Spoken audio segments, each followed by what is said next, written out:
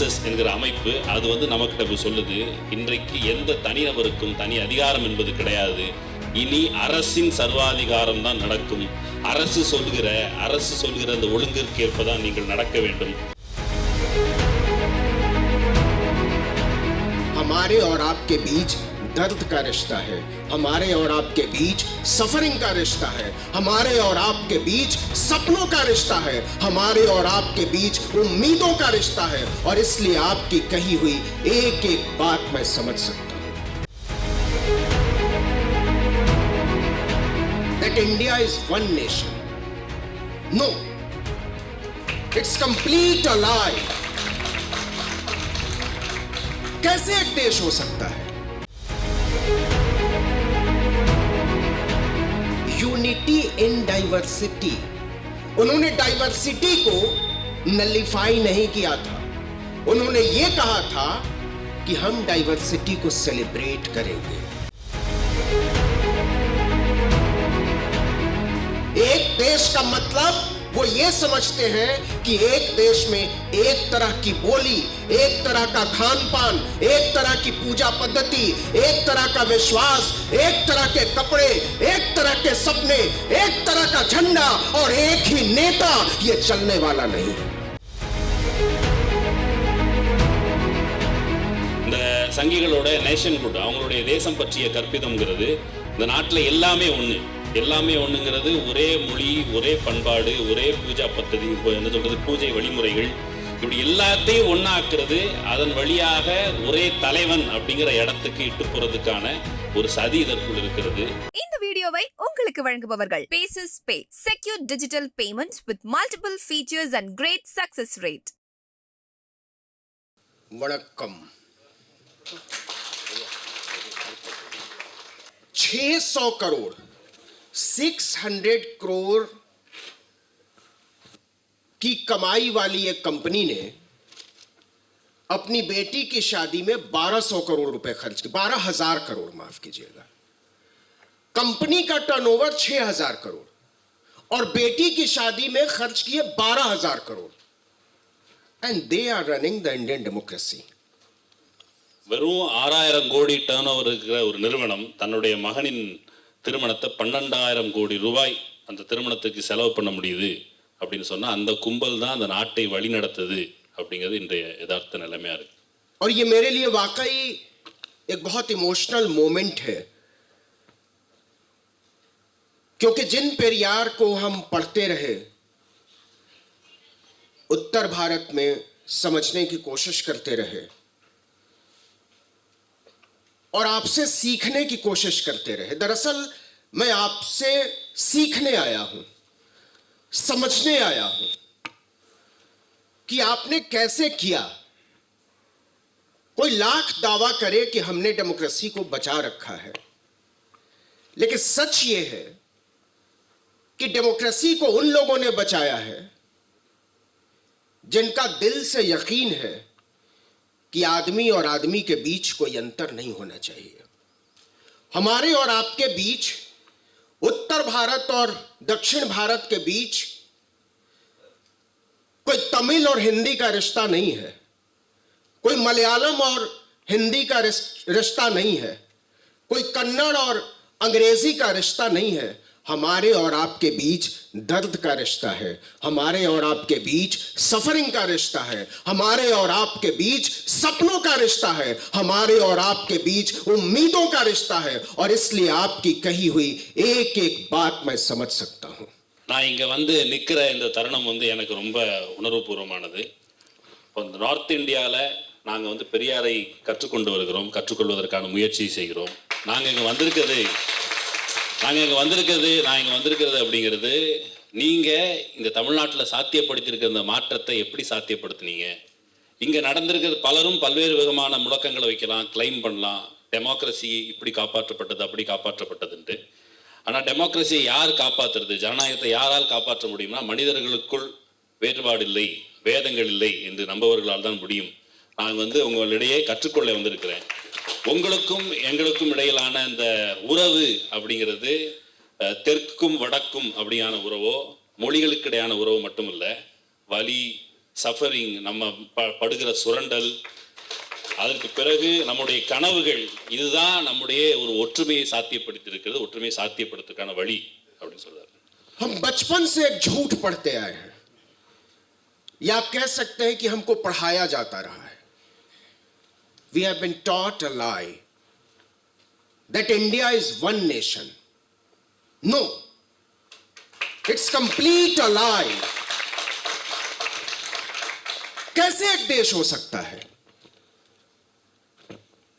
मेरी जरूरत एक पिज्जा की है, इनकी जरूरत एक रोटी की हो सकती है.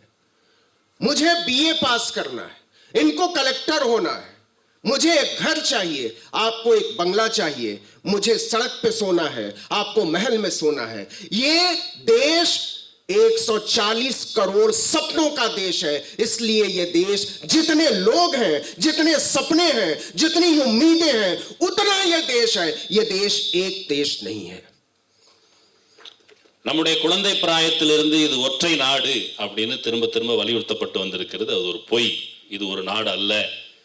இந்த நாட்டில் வந்து எனக்கு ஒரு தேவை இருக்கலாம், உங்களுக்கு ஒரு தேவை இருக்கலாம். ஒருத்தருக்கு பீஸா பிடிக்கலாம், ஒருத்தருக்கு ரோட்டி பிடிக்கலாம், ஒருத்தருக்கு வந்து எனக்கு பிஏ பாஸ் பண்ணணும்னு தோணலாம், ஒருத்தருக்கு வந்து கலெக்டர் ஆகணும்னு தோணலாம், ஒருத்தருக்கு வீடு தேவைப்படலாம், ஒருத்தருக்கு பங்களா தேவைப்படலாம், ஒருத்தர் சாலைகளில் உறங்கலாம், ஒருத்தர் வந்து பெரிய மஹல்ல உறங்கலாம். இப்படி பல்வேறு வகையான கனவுகள், ஆஸ்பிரேஷன், இதெல்லாம் சேர்ந்தது தான் இந்த நாடு அப்படின்னு சொன்னா, இது வந்து ஒரு நாடாக இருக்க முடியாது. 140 கோடி கனவுகளின் தேசம் அப்படிதான் இதை சொல்ல முடியும். ஒரே நாடு அப்படிங்கிறது வந்து ஒரு பொய். डी राजा साहब कहते हैं इंडिया इज अ सब कॉन्टिनेंट. ये एक देश नहीं हो सकता है. आप झूठ बोलते हैं. ये बंच ऑफ नेशन है. आप यूरोप की तरफ देखिए, जितने छोटे छोटे देश हैं, भाषाओं के आधार पर बने हैं. हम भी भाषाओं के आधार पर बने. इसका मतलब यह है कि हम साथ रह सकते थे. ये हमने 1947 में एक्सेप्ट किया और हमने खुशी खुशी एक्सेप्ट किया. और तब कॉन्स्टिट्यूशन बनाने वालों ने क्या कहा था? उन्होंने ये कहा था यूनिटी इन डाइवर्सिटी. उन्होंने डाइवर्सिटी को नलिफाई नहीं किया था. उन्होंने ये कहा था कि हम डाइवर्सिटी को सेलिब्रेट करेंगे.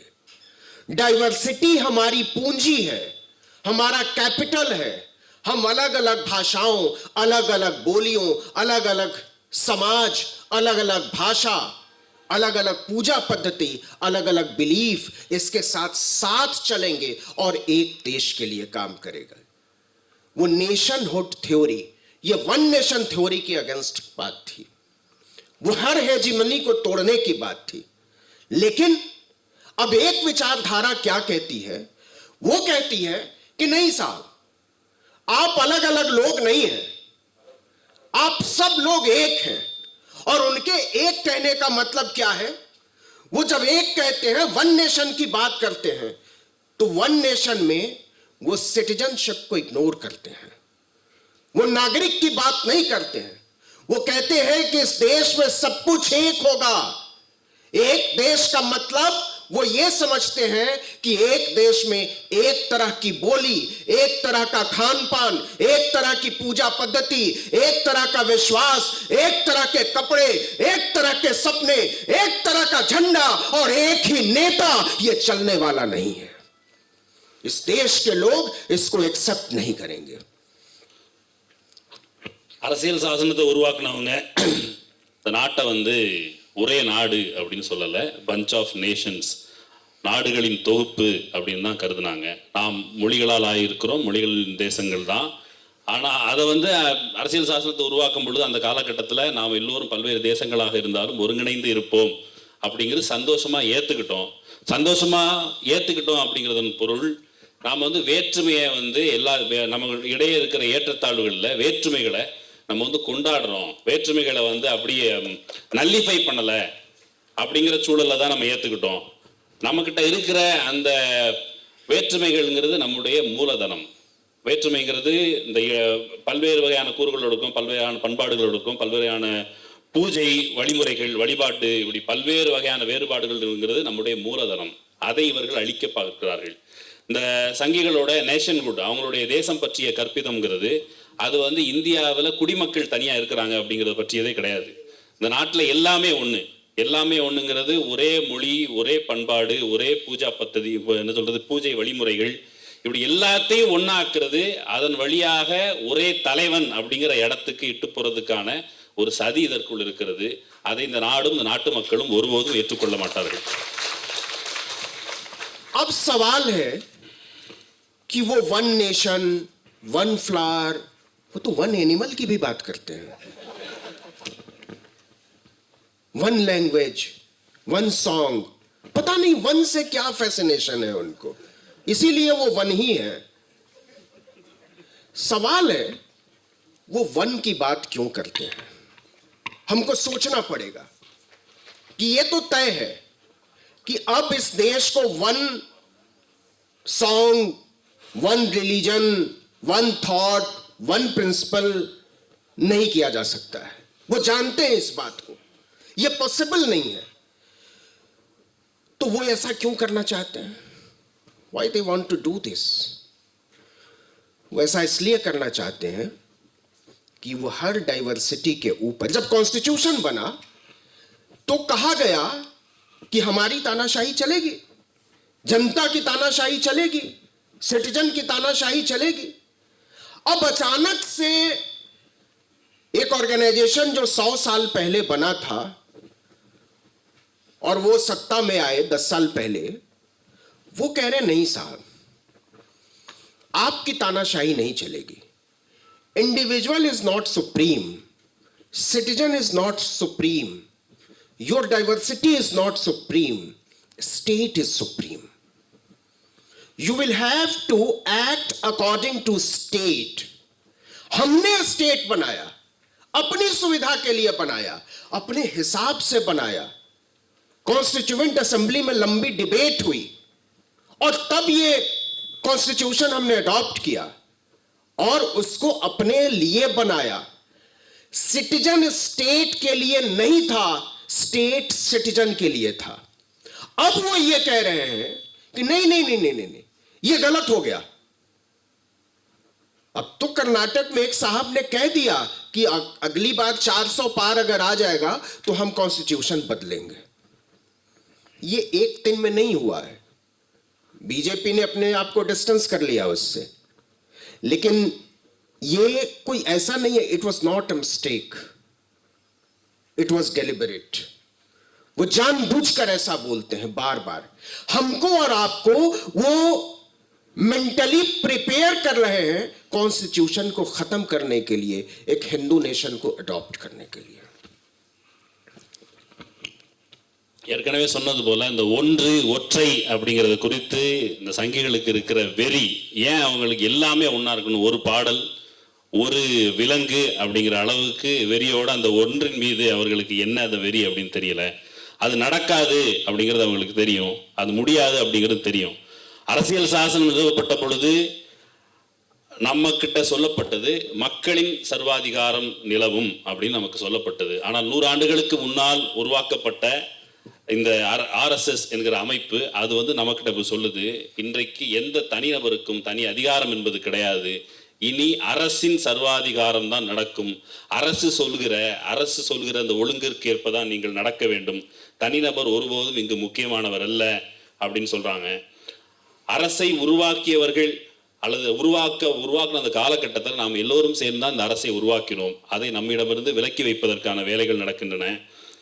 ஸ்டேட் நமக்கிட்ட இருந்து போயிட்டு அவங்க ஸ்டேட்டோட ஒழுங்கு எப்போ நடக்கணும் அப்படின்னு சொல்றாங்க. சமீபத்தில் கூட கர்நாடகத்தில் ஒரு ஆள் 400 சீட்டுக்கு மேலே வந்தால் அரசியல் சாசனத்தை நாங்கள் திருத்தி எழுதுவோம் அப்படின்னு அவர் சொன்னார். அது வந்து ஒரு பிஜேபி அந்த ஸ்டேட்மெண்ட்டில் தன்னை விலக்கி வச்சுக்கிட்டாலும் அவங்க எதேச்சியாக கவனம் தவறி இதை சொல்லலை. டெலிபரேட்டாக நமக்கு இந்த குறிப்பிட்ட வசனத்தை பழக்குவதற்கு, அரசியல் சாசனத்தை நம்ம முற்றுமுழுதாக துறப்பதற்கு நம்மை பயிற்றுவிக்கிறதுக்காக தான் திரும்ப திரும்ப சொல்கிறாங்க. எதேச்சியாக அது நடக்கலை. अब स्टेट जिस तरीके से एक्ट कर रहा है वो इस तरीके से एक्ट क्यों करना चाहता है, इसमें उसका क्या फायदा है, हमको सोचना पड़ेगा.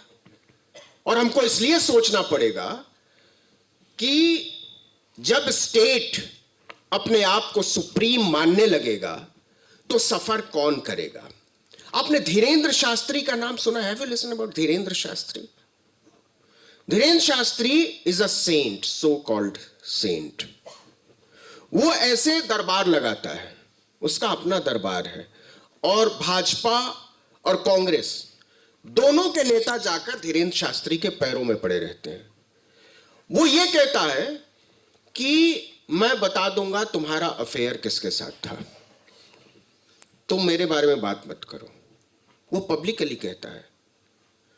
वो एंटी वेमेन है, एंटी पुअर है, एंटी कॉन्स्टिट्यूशन है, लेकिन उसको क्रिएट किया जा रहा है। और ऐसे बहुत सारे सेंट्स हिंदी हार्टलैंड में क्रिएट किए जा रहे हैं, सो कॉल्ड सेंट। इसलिए क्रिएट किए जा रहे हैं कि उनकी एक फॉलोइंग खड़ी हो। मैं ये बात इसलिए कह रहा हूं कि आप नहीं समझ पाएंगे इस बात को, क्योंकि आपके लिए यह बहुत अजीब होगा, क्योंकि आप नॉर्थ और साउथ का जो अंतर है वो एक बुनियादी अंतर यह है कि आपको पेरियार मिल गए, हमको पेरियार नहीं मिले थे। अगर हमको भी पेरियार मिले होते तो ये फासिस्ट फोर्सेस आज हमारे सिर पे चढ़ के नाच नहीं रही होती। ये हिम्मत आपको पेरियार ने दी है, ये हिम्मत, ये साहस, ये समझदारी, ये करेज आपको अन्ना ने दी है। और इसके लिए मैं नॉर्थ इंडिया की तरफ से आपका इस धरती का शुक्रिया अदा करने आया हूं कि हम आपसे सीखने की कोशिश कर रहे हैं। हम जाएंगे यहां से तो बताएंगे लोगों को कि आप क्यों नहीं लड़ पा रहे। एक ही देश, एक ही समय आजाद हुए, अलग अलग तरह की बोली, अलग अलग तरह की भाषा, लेकिन देश एक था। फिर कैसे एक खास इलाके में अंधविश्वास बढ़ा, कैसे पूरे हिंदी हार्टलैंड में पॉलिटिकल करप्शन आया, कैसे जिसको हिंदी हार्टलैंड को भाजपा के नेता भी काऊ बेल्ट कहते हैं। हमारे आदरणीय प्रधानमंत्री जी तो कहते हैं भारत सपेरों का देश था। सपेर, सांप नचाने, बीन बजाने वालों का।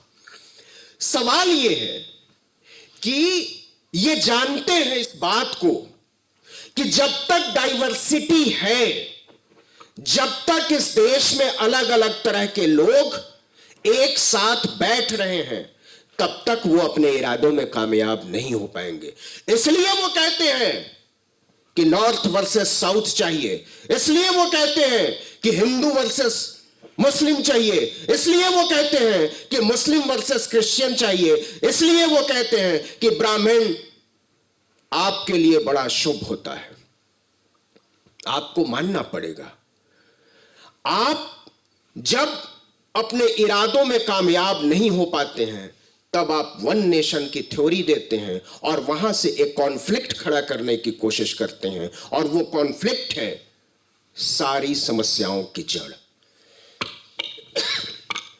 இந்த அரசு எல்லாத்தையும் ஒன்றாக்குவது அப்படிங்கிற முயற்சியில் ஏன் ஈடுபடுது, இந்த அரசு ஏன் இப்படி செயல்படுது அப்படிங்கிறத குறித்து நம்ம யோசிக்கணும். வடக்கு வந்து திரேந்தர் சாஸ்திரி அப்படின்னு ஒரு சாமியார் இருக்கிறான். அந்த சாமியாரை வந்து அடிக்கடி இந்த கூட்டம் மாதிரி கூட்டம் நடத்தி அந்த கூட்டத்தில் வந்து காங்கிரஸ்காரங்க, பிஜேபிக்காரங்க இவங்க எல்லோரும் கலந்துக்கிறது உண்டு. அவர் வந்து தன்னை ஒரு பெரிய மந்திரவாதி, நீ என்னை பற்றி ஏதாவது பேசினா உனக்கு யாரோட அஃபேர் இருக்குன்னு நான் சொல்லிடுவேன் அப்படிங்கிற மாதிரி மிரட்டுற நபர். அந்த நபர் வந்து பெண்களுக்கு எதிரான, அரசியல் சாசனத்துக்கு எதிரான,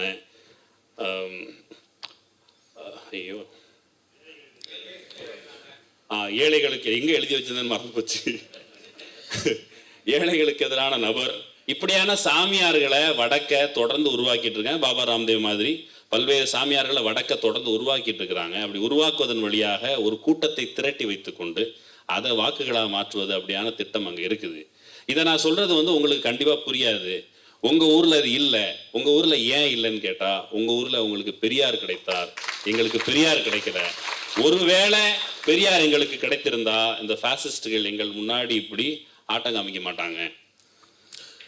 நார்த்தில் வந்து நான் இங்கேருந்து போகும் பொழுது இங்கே இருக்கிற மக்கள் இதை எப்படி சாத்தியப்படுத்தினாங்க அப்படிங்கிறத எங்கள் மக்கள்கிட்ட போய் நான் சொல்லுவேன். அதை கற்றுக்கொள்வதற்காக நான் இங்கே வந்திருக்கிறேன்.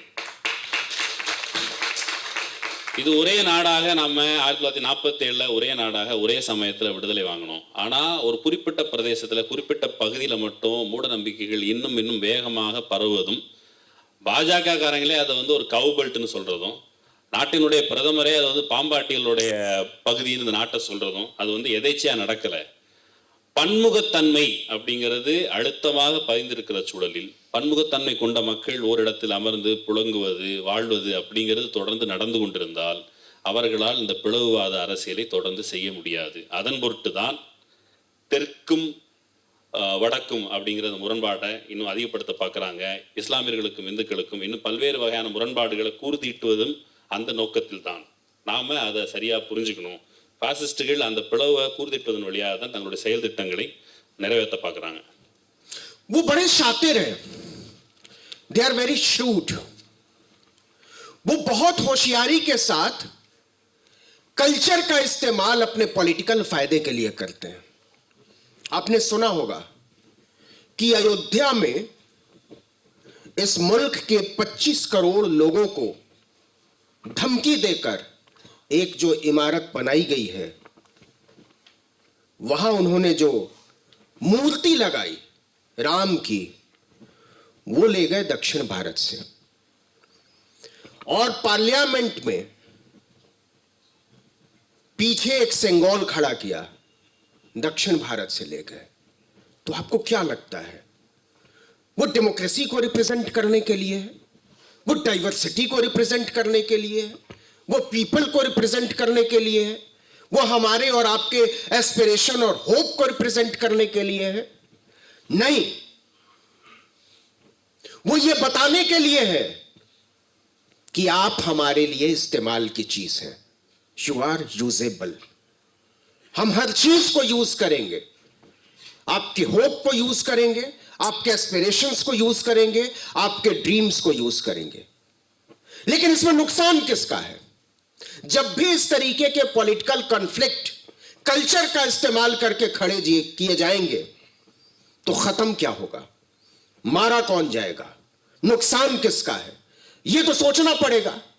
वो भाई 1950 में 1950 में हमने कॉन्स्टिट्यूशन को अडॉप्ट कर लिया, हमने कॉन्स्टिट्यूशन बनाया, हमने माना उसको, और उसके बाद उसमें बहुत सारे सुधार किए, अमेंडमेंट्स किए अपनी जरूरत के हिसाब से. तो ये नागपुर का एक ऑर्गेनाइजेशन ये कहता है कि नहीं नहीं नहीं नहीं नहीं नहीं नहीं, ये कॉन्स्टिट्यूशन ठीक नहीं है. आप हिंदू सुप्रीम है और पूरा देश हिंदू है, बस आप मान लो कि आप हिंदू हो. उनको हिंदू के अलावा कुछ समझ में नहीं आता है. वो हिंदू हिंदू हिंदू हिंदू इसलिए बात करते हैं क्योंकि उनका कोई यकीन नहीं है कॉन्स्टिट्यूशन में. उन्होंने इसी आरएसएस के हेडक्वार्टर पर 40 साल तक भारत का झंडा नहीं लगने दिया. और वो ये कहते हैं कि आपको हिंदू राष्ट्र मानना पड़ेगा, अपने आप को हिंदू मानना पड़ेगा, और उसके बाद सब ठीक हो जाएगा. सबको यही लग रहा था कि अयोध्या में जब मंदिर बन जाएगा तो ये हिंदू मुस्लिम का झगड़ा खत्म हो जाएगा. अब वो चले गए मथुरा को लेकर, अब वो चले गए काशी को लेकर, उसके बाद मध्य प्रदेश में एक मंदिर खोज कर निकाला है. मुझे पता है कि विश्व हिंदू परिषद के पास ऐसे 300 मंदिरों की लिस्ट है, और अगले 40 साल 50 साल तक ये फसाद खत्म होने वाला नहीं है. वो ऐसा क्यों करना चाहते हैं? वो ऐसा इसलिए करना चाहते हैं, ये किसके अगेंस्ट है, ये सोचना पड़ेगा. ये हमारे सिटीजनशिप के अगेंस्ट है. आप पाकिस्तान के लोगों को सिटीजनशिप दे रहे हो, आप बांग्लादेश के लोगों को सिटीजनशिप दे रहे हो, आप अफगानिस्तान के लोगों को सिटीजनशिप दे रहे हो, लेकिन इसी देश में रहने वाले लोगों को सिटीजन मानते हो क्या? आप हिंदू बनाकर हमसे हमारा आरक्षण छीनना चाहते हो, रिजर्वेशन छीनना चाहते हो, आप हमसे हमारा एजुकेशन छीनना चाहते हो, आप हमसे नौकरी मांगने का हक छीनना चाहते हो, आप ये बोलने का हक छीनना चाहते हो कि हम इस देश में बराबरी के हामी हैं. इस देश में नहरें इस देश के पिछड़ों ने बनाई, दलितों ने बनाई, ओबीसी तबके ने बनाई। इस देश की सड़कों को इस देश के पिछड़ों ने बनाया है, इस देश के बांधों को पिछड़ों ने बनाया है। हमने जूठे बर्तन धोए हैं, हमने आपके जूते सिले हैं, हमने आपके लिए कपड़े धोए हैं, हमने आपकी मालिश की है, हमने आपकी बेगारी की है, हमने बंधुआ मजदूरी की तरह आपके लिए खिदमत की है। यह देश हमारा है, इस देश का समूचा हिस्सा हमारा है। हम तय करेंगे इस देश पर कौन राज करेगा, हम तय करेंगे इस देश की उम्मीदें क्या है, हम तय करेंगे इस देश को चलाने वाले लोग कौन होंगे, हम तय करेंगे कि यह देश डेमोक्रेसी से चलेगा कि हिंदू राष्ट्र बनेगा। आप कौन होते हैं? और अगर आप आज भी हमारी बात सुनने को तैयार नहीं है तो आपको हम सत्ता से उखाड़ फेंकेंगे।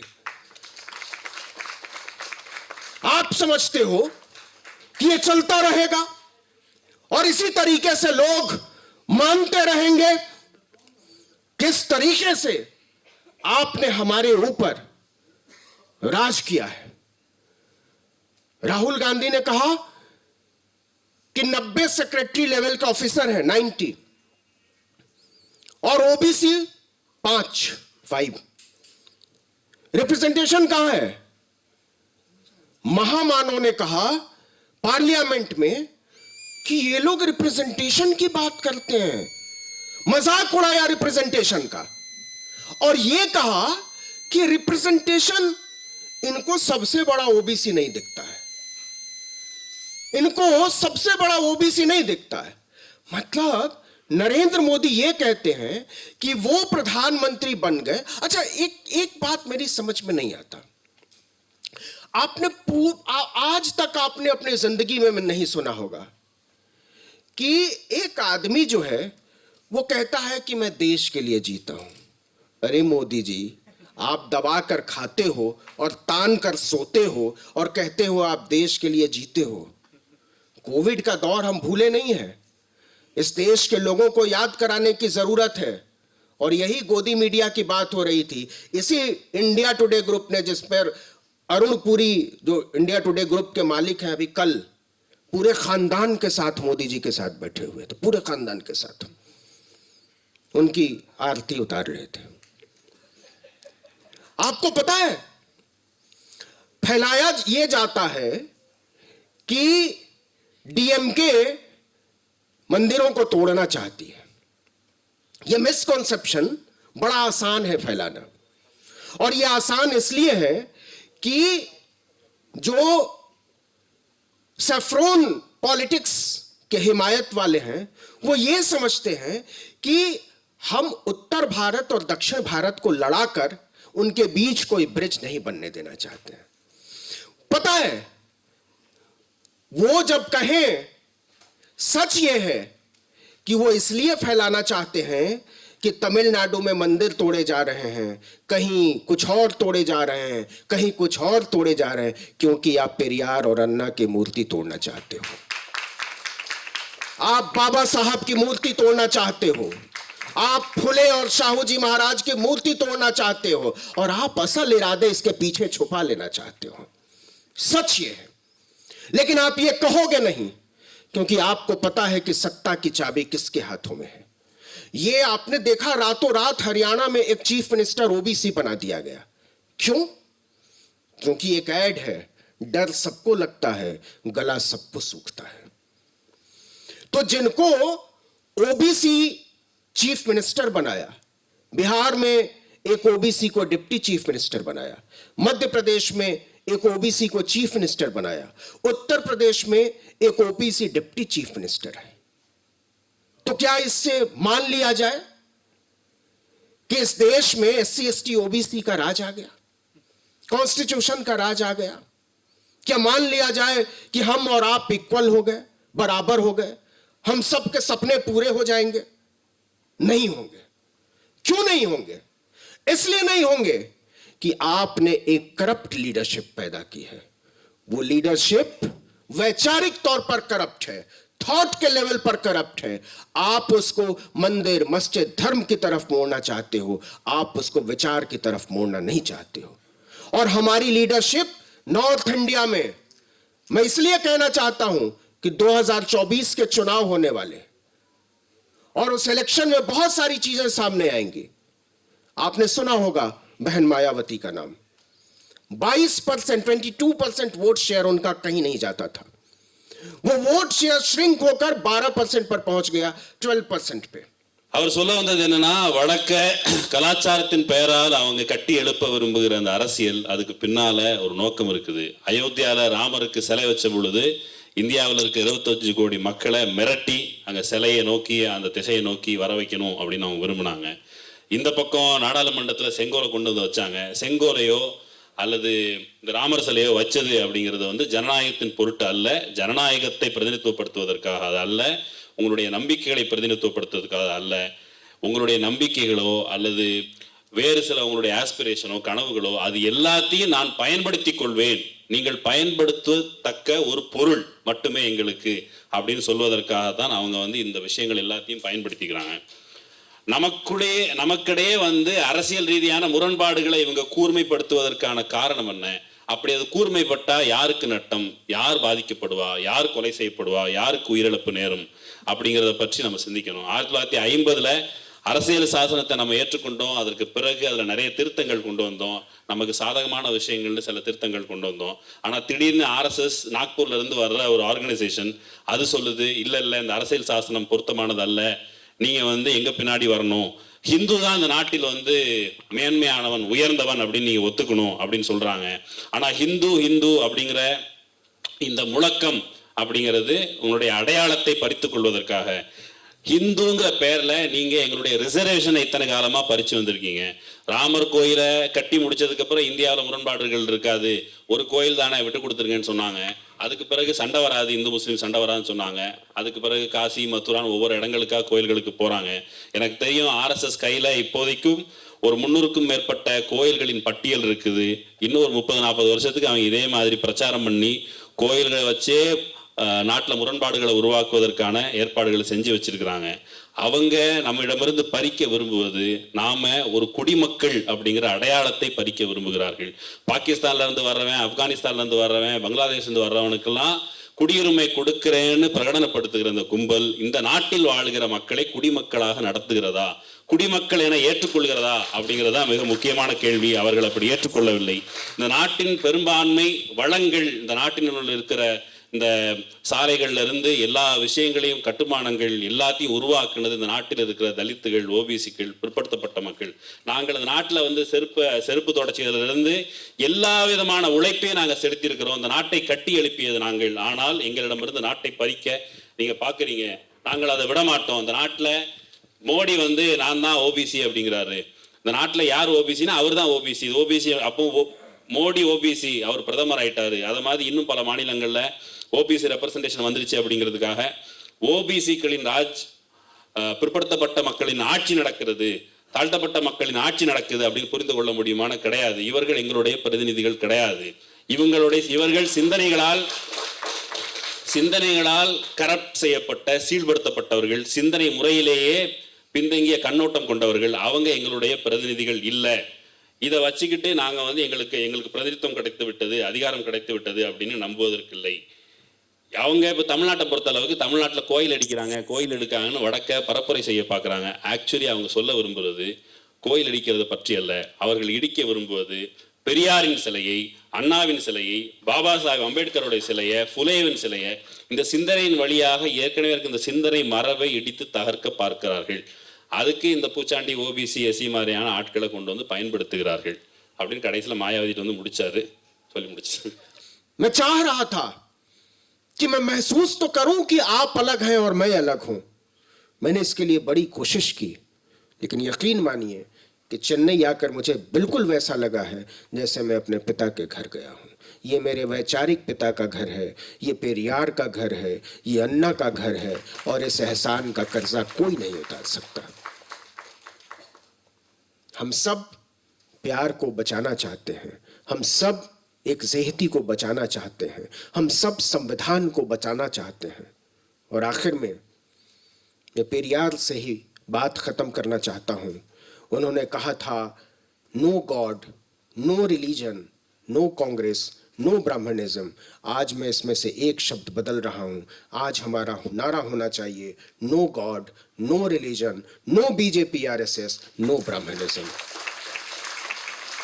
यही इस देश को बचाएगा, यही इस देश की नागरिकता को बचाएगा, यही इस देश के संविधान को बचाएगा, यही इस देश के लोकतंत्र को बचाएगा, और यही हम में और आप में प्यार को बचाएगा। हम सब मिलकर प्यार को बचाएंगे, हम सब मिलकर प्यार करने की ख्वाहिश को बचाएंगे, हम सब मिलकर बचाएंगे उस सोच को जिसे आइडिया ऑफ इंडिया कहते हैं। आपने मुझे बुलाया, आपने मुझे सुना, इतने मन से सुना, इतना प्यार दिया, इसका बहुत बहुत शुक्रिया।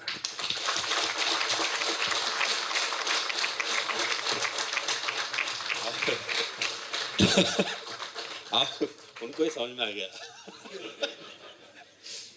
கொஞ்ச நேரம் அவர் பேசினதிலே உணர்வுபூர்வமாக எனக்கு ஹிந்தி தெரியும் அப்படிங்கிறதுக்கு அப்பால் அவர் வந்து ஒரு முறை மேடையில் பேசும்போது அந்த ஹிந்திங்கிற மொழி ஒரு தடையாக இல்லை, அவருடைய உடல் மொழியே அதுக்கு போதுமான ஒரு கம்யூனிகேஷன் லாங்குவேஜாக இருந்தது.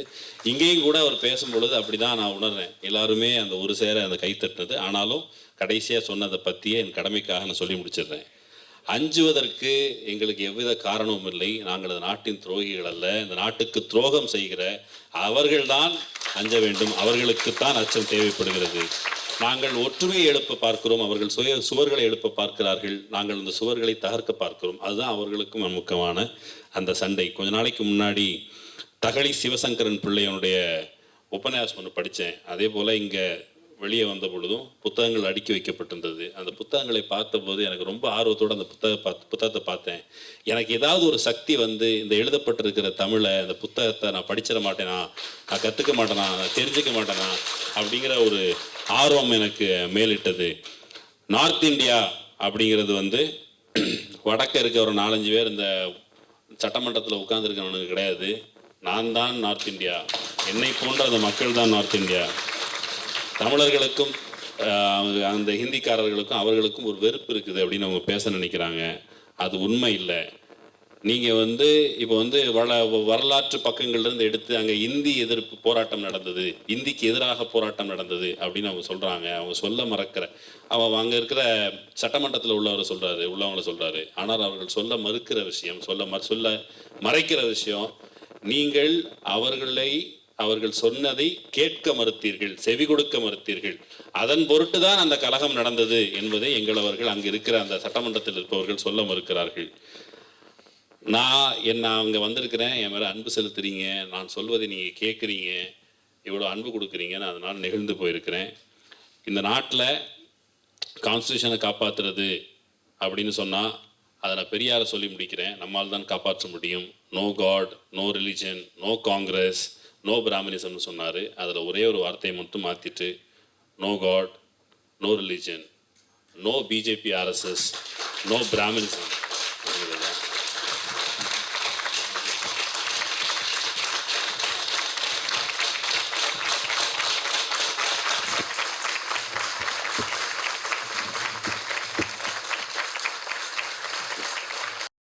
இந்த வீடியோ உங்களுக்கு பிடிச்சிருந்தா லைக் பண்ணுங்க, ஷேர் பண்ணுங்க, கமெண்ட் பண்ணுங்க. மறக்காம OH தமிழ் சேனலுக்கு சப்ஸ்கிரைப் பண்ணுங்க.